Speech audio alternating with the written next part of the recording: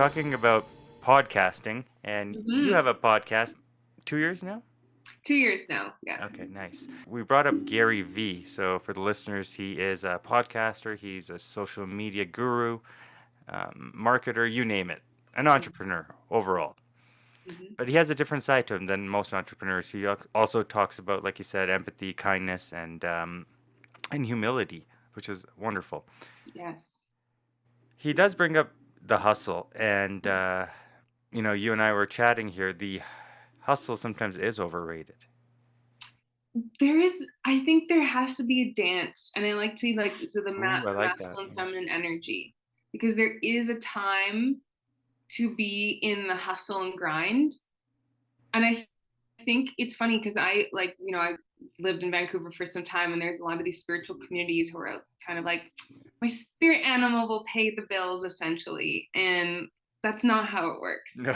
Yeah. And, there is something I've been tapping into lately, Zach, that's looking at, okay, we all know the very masculine, I don't mean masculine, I mean like masculine as in goal oriented structure, action.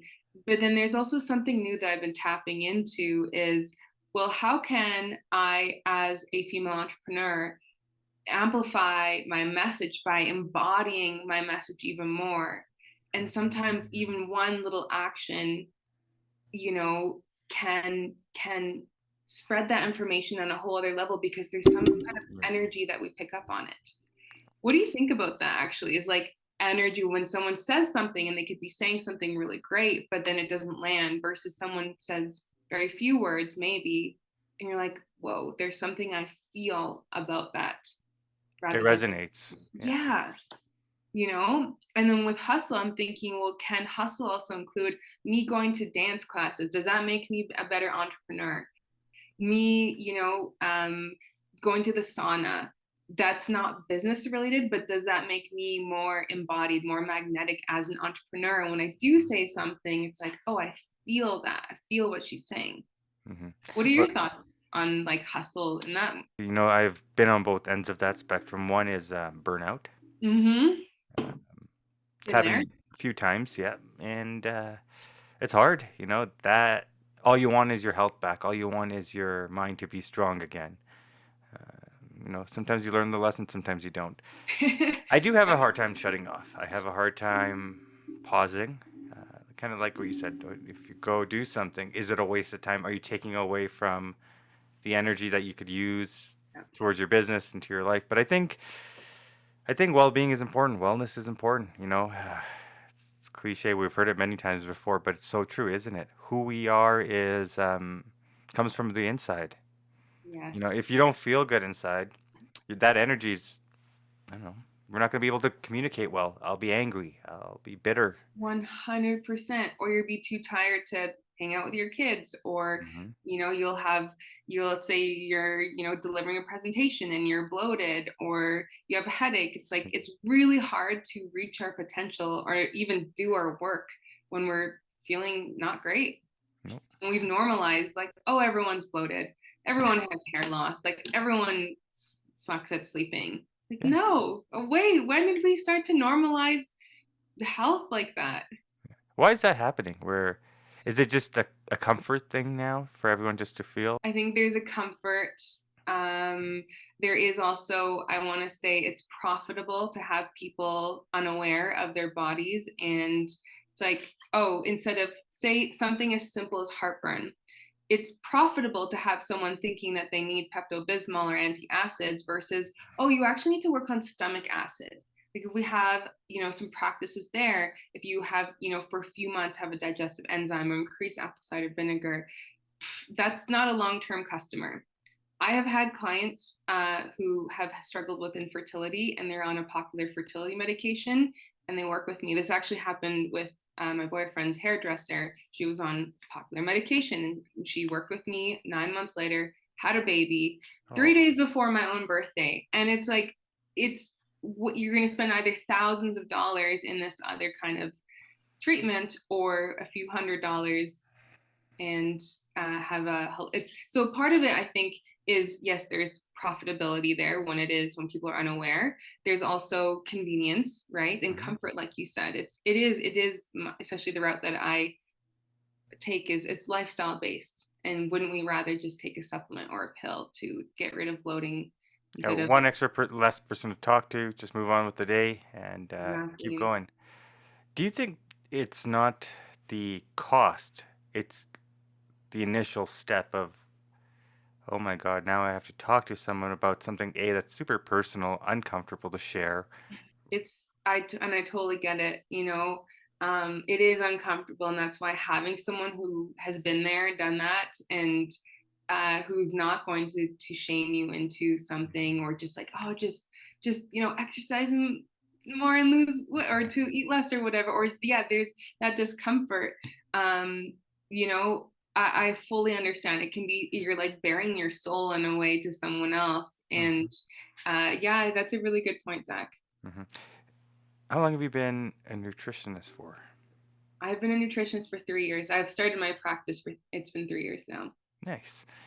Is after it the career. same thing as a holistic nutritionist? Good question. So, across Alberta, a holistic nutritionist is what I would be able to call myself. In Alberta, dietitians own holistic nutrition, or they own nutritionist. And so, what the difference between a dietitian and what I do is, I'm not regulated by the food guide, which I'm just gonna say right now that it's Canada Food Guide is a lot better than it ever was, but a lot of it is also lobbyists, and a lot of it is not for optimal health, I would say, because I've used to do that whole route. Sometimes I can be a little controversial. I really aim to do so with a lot of love, Mm-hmm. but and so I don't have to follow a specific guide there. It's actually no diet plans. It's like, what does this individual need specifically? How can we use food first, then supplements, for Mm-hmm. ultimate health and also lifestyle. And there's also the emotional aspect of it, because I truly believe that if we don't identify the emotions, the common thought patterns that hold us back and bring us down, then we can go to change the external world. But unless the internal changes as well, then we're only going to get results for a short amount of time. Let's take an example. Someone's feeling, you brought up bloated. So they're feeling bloated. How do they find you? Yeah. So thankfully, a lot of my work has been done through referrals. That's been Nice. the primary bulk of my business. And then it's crazy. I just, on Instagram, sometimes people will just watch my stuff and read my content for months and say, okay, finally, I want to work with you. Nice. So It's those a are the, read, retain, repeat, isn't it? yes. Yeah. Yeah, and I love being virtual, so I want to keep it that way. But I also think, I wonder if people would be, it would also be impactful if I was one-on-one in person, and Uh, might actually have that practice physically as well. So I've been looking into that. Yeah. yeah, it's cool, but then the costs go up and yeah. Yeah, that's the thing. Yeah. So my number one goal is impact, is like, okay, how can I impact the most amount of people? Maybe that's virtual, maybe that's in Mhm. person. It's a lot of work, isn't it? Yes, there's certain instances. I'm actually doing a workshop at the Light Cellar, and Malcolm asked me if I want to do in person or Zoom. I'm like, I want to meet in person, something like that. I'm like, Oh, that's different though, of course. yeah. But there's so many meetings I also want to do in online, because it's like, hey, cool, next, you know. Exactly, yeah. Are you finding over the last 3 years people's health has shifted from a more proactive landscape? Are they interested to get better, or has it been pretty stagnant or reduced? Good question. Okay, my business exploded in, was it 20 June? I remember specifically June of 2021. Was it 2021, 2022? Or sorry, 2020. I was blown away. All of a sudden, people, like, I think people realized, oh my gosh, I don't feel strong and resilient in my body in the first place. I need to do something about this. And especially when, 2020 hit, I think it woke a lot of people up, actually. Obviously, the right people at that time. And I think there's always just we have different moments that wake us up to like, wow, I need to do something about this. But yeah, I really do believe. And actually, there's been so many corporations who I've done corporate wellness workshops for companies who have never done wellness workshops before. Big companies that you'd be surprised, first time. As a startup entrepreneur in this industry, how did that happen? I think that's remarkable, and congrats, by the way. Thank you. Thank you very much. Industry. Okay, so this is one of those stories where opportunity, you know, like luck is when opportunity meets preparedness. Mm-hmm. That it was honestly pure luck. I remember it was February 2022, sitting in Miami and just waiting for it to check into my hotel. This is a cool hotel. I swear, it's like something about, I don't know, the energy I was into. And this company in Toronto messaged me asking for a Calgary-based corporate wellness educator for a big commercial real estate company here in Calgary. And I was like, this is a scam. Like, this is something I've always wanted to do, like to work with Fortune 500 companies. And then I looked, you know, I was just like, and I'm like, okay, let me schedule a call with her, see if this is legit. And it was. And I went to downtown, and I remember like going up the elevator and be like, please let this be real. Like, I'm like, anyway, so I know I delivered the workshop, I got paid on time. And then 2020 hit, like the COVID hit.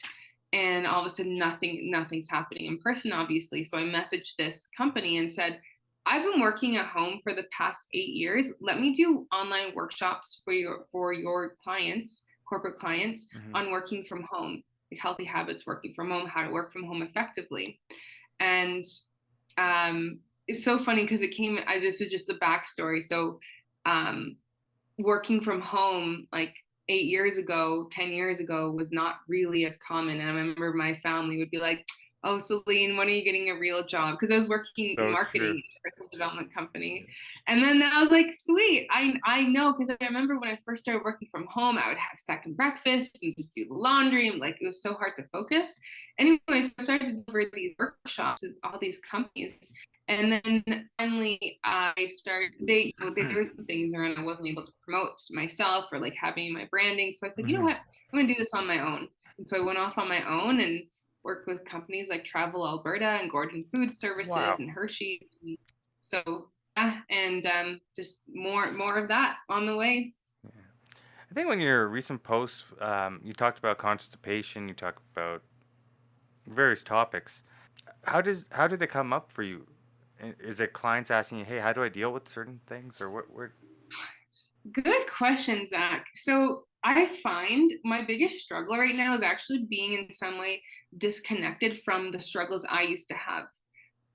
If you look at some photos back of, even 4 years ago, I did not look the same. I was like not in a healthy state at all. And so like then it was easy to be like, oh, like these kinds of questions like bloating and how to clear skin and that kind of stuff. And so now it's really through my client work. I actually, take notes during my clients, but then also say, oh, that's a really good common question that I get. Things like supplementing with iron, or what do we like, what's a quick fix if you're constipated, or why I'm spotting between periods. So all of that content comes from those calls. Yeah. That's super interesting. It's crazy to see is your marketing is on top of its game, because you're providing value, and I think at the end of the day that's what people want, right? And sometimes I'm sure as a startup, I'm same here, is you're like, I'm providing so much value, when is it going to be reciprocated? Yep, it's part of the journey for sure. I was actually just listening to a podcast episode of this guy just talking about there's no shortcuts to success, and I've had people be like, oh, like you're providing value, like aren't you scared that people aren't going to like buy from you? I'm like, no, because it's from listening to my content that people have bought from me. And yeah, there's always different ways that I think I can monetize differently as well and better. But I just have to, yeah, I think it's a big part of it is there's no shortcut to that success that way. Do you Yeah. have clients only in Calgary, or are they all over? They're all over. I've had So clients in the cool. UK. I want to say all over. I haven't worked with anyone one-on-one on like say Australia, for example. But US, Calgary, UK so far, English speaking countries. Yeah. How neat was it just to have those first clients from all over? Oh my gosh. It honestly, it's just it's always like it's very affirming. It's like, okay, I'm not crazy. Like what I'm doing is working. Like Mhm. I've never been taught this is how you. I've obviously taken a health coaching certification way back before my nutrition diploma even, but like I never was taught this is how you help people. It was just, you know, and so it's just nice to know. And when I get those referrals, I'm like, okay, I'm doing something right here, you know, and get these testimonials. It was pretty incredible. And every time it's so grateful that someone invites me into their life, you know. Sure. In our season of here in Calgary, the dry weather is so common. Mm, What are certain things that individuals could do here in Alberta to help their skin through this dry climate? mm. Okay, first of all, if you don't have a humidifier, honestly, I can't sleep without one. In the starting fall, I notice it right away. Plug in the humidifier. So that's a big one. Humidifier even like a one in the office. Because when we breathe, we need to be able to breathe properly in order to oh my gosh, Oxygenate? oxygenate, thank you, the body, right? And so making sure that we have we're able to breathe properly. You might even actually try nose strips at night. That is another option there. Also, hydration. It actually boggles my mind actually at how dehydrated the Canadians are. So even sipping on some hot water throughout the day is going to really start to add more moisture into the body. And then also for the skin topically, so there's a lot. Honestly, I could talk about skin so much, but I recently started to use a Calgary-based skincare company, and it's fat. It's beef tallow, actually. It's literally beef tallow. Wow. And what's the Yeah, company called? fat skin, but without the A, and actually without any vowels. I'm pretty sure. I can link it. I can send it to you. So, It's like, honestly, it's how do you magical. spell that? So let me actually. I think it's fat skin. Okay, it's fat skin, but without the I. And she's Calgary based, and that is the best moisturizer I've ever had because you know, if you look at moisturizer ingredients, there's a lot of unnecessary chemicals and fillers in them. Versus this is just in one essential oil and whipped grass-fed tallow, and it makes my skin just feel so moisturized and nourished. Really great for dry skin. That's crazy. Fat, like animal fat. So tallow, beef tallow. Wow. Beef tallow, yep. Who And thought that would be something? And you'd think that grease would bring out, or yeah, make you have acne, but I guess not, eh? can we chat about that for a quick second? Yeah. Okay, so they're actually like we often think that adding more oil to the skin is going to Hmm. um, create acne. It is possible for males because testosterone makes the skin produce more oil. That's why women with PCOS, for example, will start to get cystic acne because of excess testosterone production. But when we actually like oil cleansing is just a term when you have some kind of like almond oil or jojoba oil, you actually cleanse your skin. It's far more cleansing and less irritating than any other cleanser you will get, you know, like Neutrogena and all those brands. They can actually, it doesn't seem like they're irritating, but oil cleansing is not going to actually create acne unless you have dirt and like beneath it, you know, beneath your skin. But acne is usually from the inside first. It's not as common as we've seen. This is my whole always my message is inside first. we'll get acne. So along the forehead, for example, is digestion. If we're having trouble digesting, maybe it is a common allergen. I used to get acne so bad that people thought I was allergic to the sun, but I was actually allergic to the protein in wheat. And once I stopped doing that or significantly minimizing, I don't have acne anymore, even, on my menstrual time. Commonly, women will get acne along the jawline. Acne along the jawline is hormonal. Okay. And then cheeks will be lungs. And so there's always a message from the body, and the aim is to educate people on body literacy in this way. So to come back to that point, excess oil on the skin is not going to cause excess acne unless we're not washing our face, which you can do with oil cleansing. Again, I don't know if that made sense or not, but we're not. 100%. Oh my Yeah. God. I actually had no idea this was digestion. This was. Yeah, Oh. notice, this is hormones, and chin can also be Yeah. hormonal. Notice next time, like I know, was it 2020? I was like, I'm not going anywhere, and I just like, it was Christmas time, and so I just noticed I would start to get acne too. It's just so funny how, or maybe if you're like, I know for me when I had COVID, I was craving comfort food like nothing else, like food I don't ever eat. Like what? Like Cinnamon Toast Crunch. Like I haven't Oh my had God. that kind of cereal since I was a kid. And I was like, I just want Cinnamon Toast Crunch. Oh my God. I'm craving it now. I love Cinnamon Toast Crunch. Holy. Like there's some nostalgic things that like bring you back, don't they? Yeah. Yes, it's so true. Yeah. Do you like Vietnamese soup? I love it. I love pho. Yep. It's Oh, sorry, go ahead. Oh, I was gonna say, especially on days like today. Yeah. Yes, absolutely. I used to be so picky that I remember when I was a kid, I don't know how my parents let me do this. They would go out to Vietnamese food. I would sit in the car and eat Subway.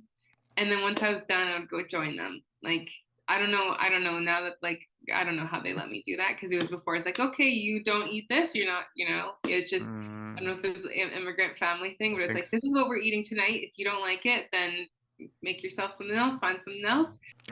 If there's a company that's interested in having you come in, are you open to that right now, or is it only online? Absolutely. Yeah. Thanks for asking. How does someone get a hold of you? The best way is through my email at hello@selinbilgin.com, Instagram @_Luscious Living_. And I am working with a brand strategist to get my website up, because I had it and it was just not a reflection of. Anyways, that's under construction. So yeah. That's the frustration coming out, right? It's like, yes. I know sometimes I do that too. What do you hope for if this is a digital capsule of your business? Say 5 to 10 years from now. Let's say 5 years from now. Mm-hmm. Yeah. And we press replay on this. Where's Selin gonna be? Where's her business gonna be? What does she hope for? My goal, the vision, the mission with Luscious Living is that it is a global education company for whether it's individuals or businesses or schools, to really help educate and inform people about the power of holistic health. So how do you holistically deal with, say, fibroids or fertility or postpartum or heartburn, or versus how do you create a company that really embodies wellness and wellness for its people? So it's really different. There's so many different avenues and tools that I am developing, and eventually have a team to run that with. But programs, tools, education to make the world a better place through holistic health. Who inspires you? Honestly, the 80-year-old version of me. Ooh, I like that. Yeah, I look and I'm like, who? Because honestly, there's so many times where I'm like, okay, I could just like, get a job and just, like just do something that I don't really care that much about and do this, and but I'm like, no, I look at myself when I'm 80 and like, she's crushing it still in business, she's still crushing it in fitness, she has a ton of grandkids. Aww. And like, I want to, okay, this doesn't sound funny, but I want to be a hot grandma. Like, I literally, I'm like, I want to show women The that you can possibility. Yeah. totally Hope. and be like this radiant 80-year-old woman or man, right? Mhm. But I Well, really you don't want to be a man. You want to be a woman. no, yeah, Yeah. or just like show, I guess, people that you can be the healthiest version of yourself and not have to decline in cognition and sexual health and all of that because you're a certain age. And so that version of me inspires me. And honestly, everyday people who have just decided to make their life better. I just read Khalil Rafati's book. He's the owner of Sun Life Organics. He used to be, by 33 years old, he was homeless, a heroin, crack, and cocaine addict. And now he's in his 50s and he owns all these organic health shops. And someone like that, I just finished reading his book. I'm like, man, it's so incredible. Like people like that who have turned their life around inspire me every day. And I try to read books, biographies of people who have done that frequently, actually. So he's someone who's recently inspired me. Sun Life Organic. Yeah. I'll have to have a look. Wow, it's hope, isn't it? Yes. Yeah. Yes. And he talks about in the book where he ended up meeting later on the cop who was now a detective that had arrested him. It's like 16 years ago or something. And then they met, and he said the detective was just crying. He's like, I never get to see this, you know? And so like so cool. You know what? It's inspirations I think people need to see, and I'm happy he wrote that book and passed that torch on for hope, right? For so many others that, you know what, you could be in a really crappy situation, but life is beautiful if you want it to be. There's choices. Have you ever seen the movie Life is Beautiful? I haven't. It's impactful. It's actually the main actor is also the director and the producer. I want to say I might butcher that, but he's involved on the front end and back end. And he's it takes place. I think he's an Italian actor, and he talks about it's actually him and his son's journey before concentration camps. Okay, so and then during, and he makes the choice in every moment. Life is beautiful in that way, and obviously that's a topic that I'm very very not Mhm. the one to speak about, but it just that movie also impacted me because yeah, like we said, life is beautiful, and that movie exemplifies that. And it's a big reminder because I think coming back to comfort in Calgary, we have it so good, so many of us, and it's easy to forget that. Mhm. You know, it's so true that daily reminder of practicing gratitude um, can sometimes be forgotten or become a shadow, right? And we say it, but are we actioning it? So, Yeah, and it's so true because sometimes gratitude can feel like a chore in some ways. You're like, yeah, but this isn't working out, or like this isn't, yeah. you know, excuse me. And I was just walking home from the gym earlier, and I'm like, oh man, like just walking, the opportunities to just walk here and just live in this city, and it's just yeah. Sometimes I forget, but when I am, I'm moved. Like Hmm. wow, we live in Calgary, in Canada. Yeah. You So see people in the wheelchairs, or you'll see people blind, and they're yes. so happy. And I'm thinking, here I am with 2 feet. I can see, Mm. I can feel. Yeah, that matters. I can think, thankfully, some days. Most I, days, yep. yeah. But Yeah. yeah, I've had failures in business up and down, and you try something, projects work, some don't, and you pick yourself up and go again. But I think you can't lose that fire. 100%. And it's funny because I've been thinking about that myself lately, right? Is like what is that main motivator? Is it money? Is it impact? Is it like what is it? Because that has to be so clearly defined because that fire in the belly is what makes us scrappy and Hmm. connect and go the extra mile. And so it's funny because I've been really diving into that myself, that whole conversation. They say money's not important, but I think it's obviously vital. And Mm. if you want to be like everybody else, not judging, just again, you're looking at yourself. You want to be like everybody else, you're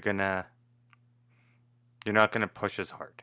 And if you're only chasing it for money, if we flip it around, if you're only chasing it for money, when the difficult times come, you will run because you'll say, "Well, why am I doing this? Like, I'm not even making money. All right, I'm out of here. Next project." So you Yes. gotta grind through it. You gotta like that's where that grind comes in, and that's where passion comes in. Curiosity, passion, second win, third win, whatever you want to call it, right? To overcome, yeah, those And things. that vision, I think, what you're saying is so true, uh, I do believe that vision for ourselves, that vision for, is so important, because if I just truly believe, and this is what I also do in my Hmm. practice, it's like, what is the vision that you have for yourself? Because if it's not something great or something that's expansive and a little uncomfortable, then why change?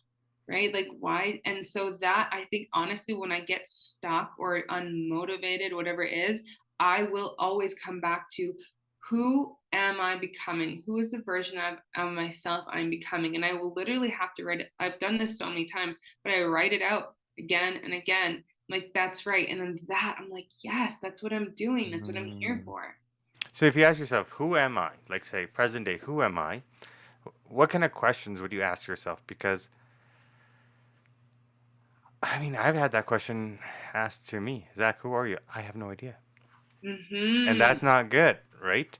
Because I'm constantly evolving, but I should know at the core of who I am. And I kind of have a gist. I'm not so focused on who I am. I'm more focused on who I want to become. Mm-hmm. There's so much to learn, isn't there? Oh God, every time I learn more, I'm like, I know nothing. With you. And the thing is this is there's so much information out there. I think simplicity is key, isn't it? To It is. find ways to simplify life. I read Essentialism at the start of this year, Ooh, how is that, and by the way? to me, it was exactly what I needed to read. Because I have been totally guilty of, like, oh, this is exciting and that's exciting, and then spread myself too thin, and then be like, what was I thinking? At the start of this year, I was helping put on a conference. I was in sales, and I was taking on a second account, running my practice. I had signed up for a 50K. Did I say the conference one? And then I was doing jujitsu. So it was the 5 things, and I was like, okay, I don't feel okay. Like, I need to cut, cut, cut, cut.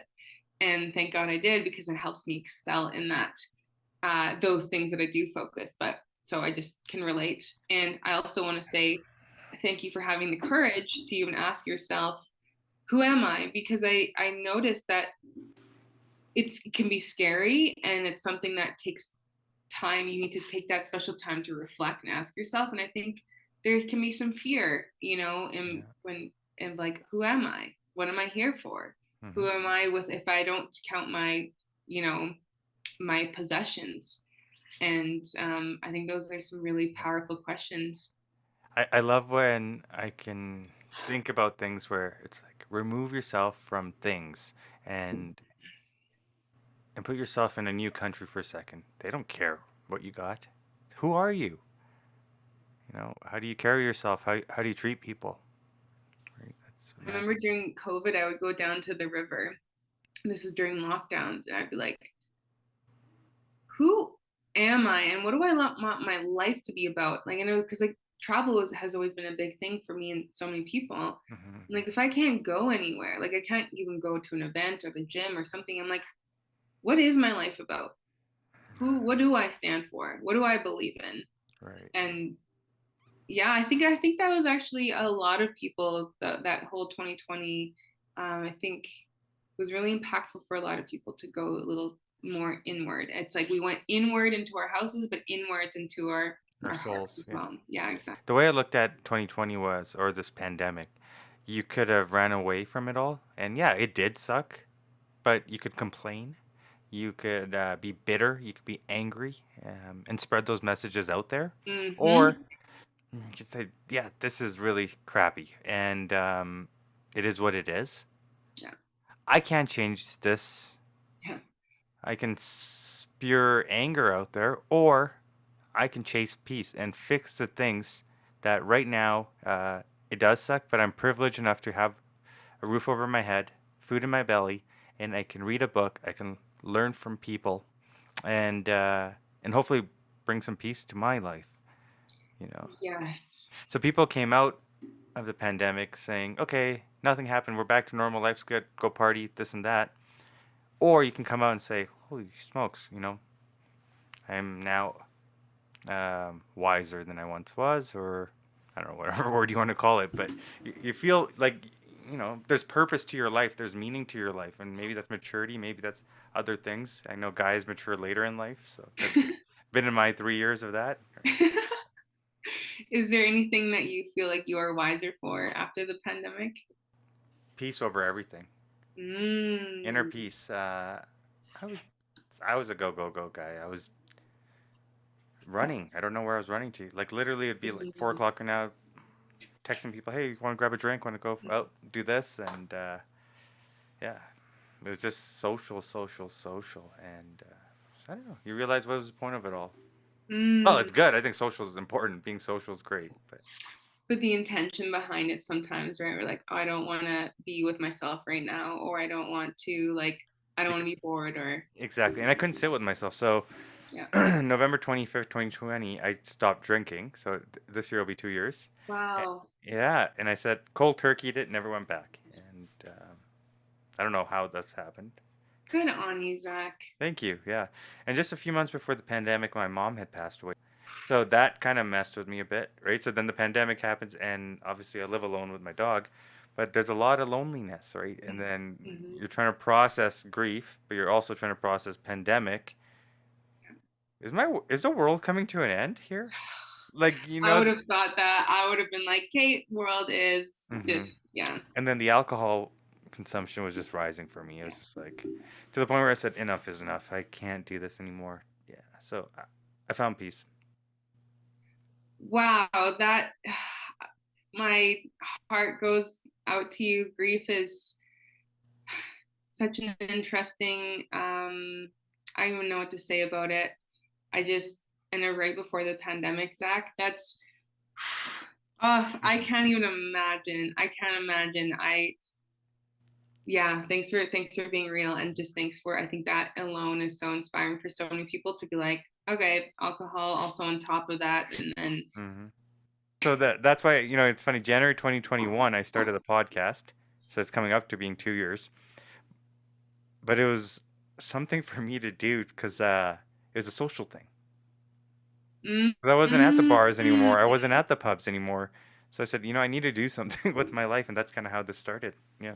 And I want to talk about like wow. the journey of ups, downs, left, rights, and Yeah. we all can get by. There's possibility here. Oh my gosh. It's I just want to make a note about the friends and how I remember, so my dad passed away 10 years ago now, and everyone that I thought was my friend was like nowhere to be found. And there were some, I swear, like angels that weren't necessarily my close friends at the time, but they just, people that just stepped in.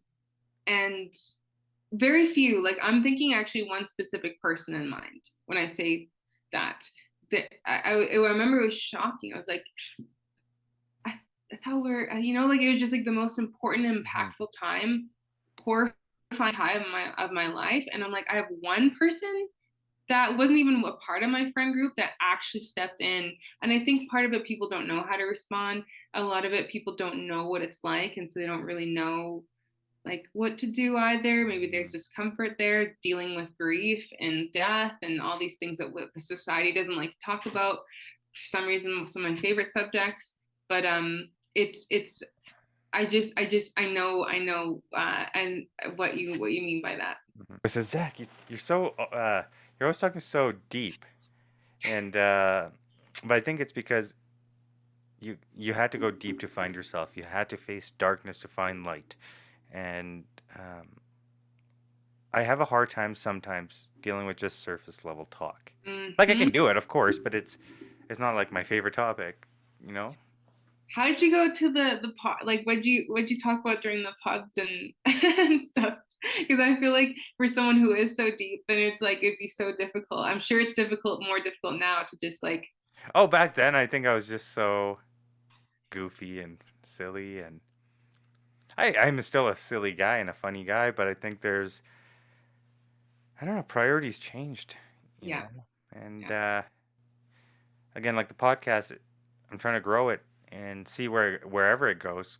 But it's just so cool to realize we as human beings all have different paths, but we all come together, you know, and we all rise.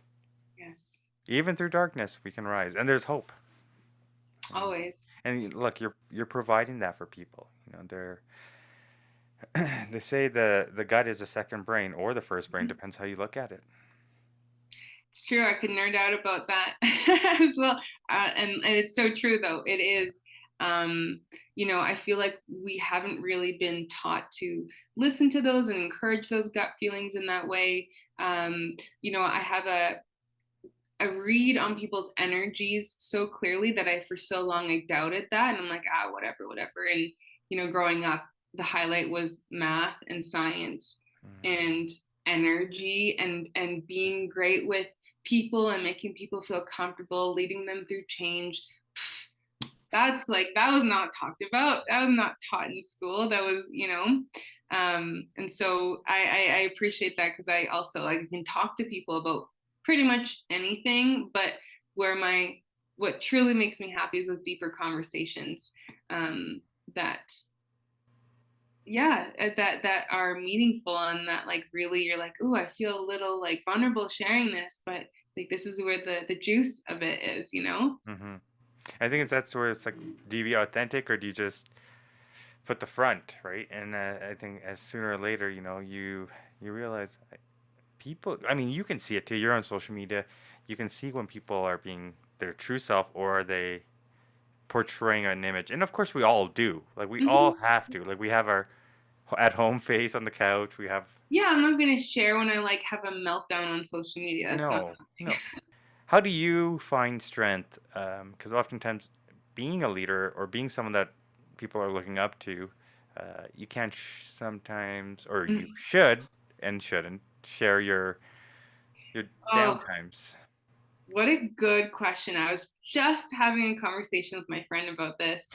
Um, because she's really incredible at social media, and I was asking her like, please like provide your feedback, honest feedback. What can I Right. do better? And she's like, she's like, I want to hear more from you, like more of that authentic journey. And I was like, yeah, but I truly struggle with like I don't want to share so something that I'm currently going through. And so and like because it's like I want to lead people lead and so we're having this discussion. I don't have a clear answer on that right now, so I'm navigating that. But Mhm. I think is I share what I have overcome personally, um, or like coming from a place of here's what I'm doing about it, coming from a Right. solution mindset, like rather than like, I don't know what to do with this, or like I do experience that, but not the world doesn't have to hear about that. It's more like, hey, here's the problem that I'm facing, here's what I'm doing about it. So leading by example is, Mhm. I think, my regular jam anyway. I love it. I love it.